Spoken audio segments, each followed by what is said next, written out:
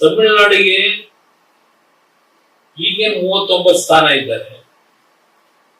59 ಸ್ಥಾನವನ್ನ ತಮಿಳುನಾಡಿಗೆ ಕೊಡ್ತಕ್ಕಂಥದ್ದು ಮತ್ತು ಕರ್ನಾಟಕಕ್ಕೆ 28 ಇರೋದು 42, 25 ಇರ್ತಕ್ಕಂಥದ್ದು 38.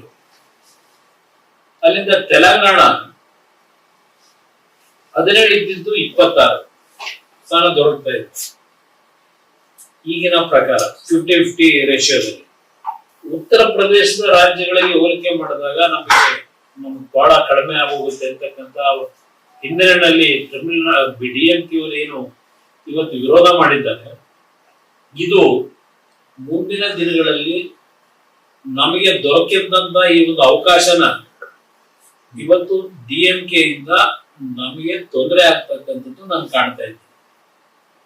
DMK ಇವತ್ತು ಅಲ್ಲಿ ಚುನಾವಣೆ ನಡೆಸಲಿಕ್ಕೋಸ್ಕರ ಇದು 1950 ಇಂದ ನಡ್ಕೊಂಡ್ ಬಂದಿರೋದೇ. ಇದು ಅಲ್ಲಿ ನಡೆದಿರ್ತಕ್ಕಂಥ ರಾಜಕೀಯದ ಬೆಳವಣಿಗೆಗಳು ನೋಡಿದಾಗ ನೆಹರು ಕಾಲದಿಂದನೂ ಇವರು ವಿರೋಧ ಮಾಡ್ಕೊಂಡ್ ಬಂದವರೇ.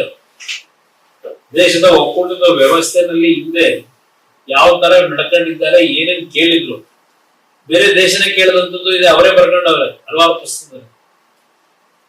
ಇವತ್ತು ಅವರ ಒಂದು ಪ್ರತಿಭಟನೆ ಚುನಾವಣೆಯಲ್ಲಿ ಮತದಾರರನ್ನ ಬೇರೆ ಕಡೆ ಸೆಳೀತಕ್ಕಂಥದಕ್ಕೋಸ್ಕರವಾಗಿ ನಮ್ಗೆ ಅನ್ಯಾಯ ಆಗ್ತಿದೆ ವಿರುದ್ಧ ಮಾಡ್ತೀವಿ ಅಂತ ಹೇಳಿ ಅವರೇನು ಹೊರಟಿದ್ದಾರೆ.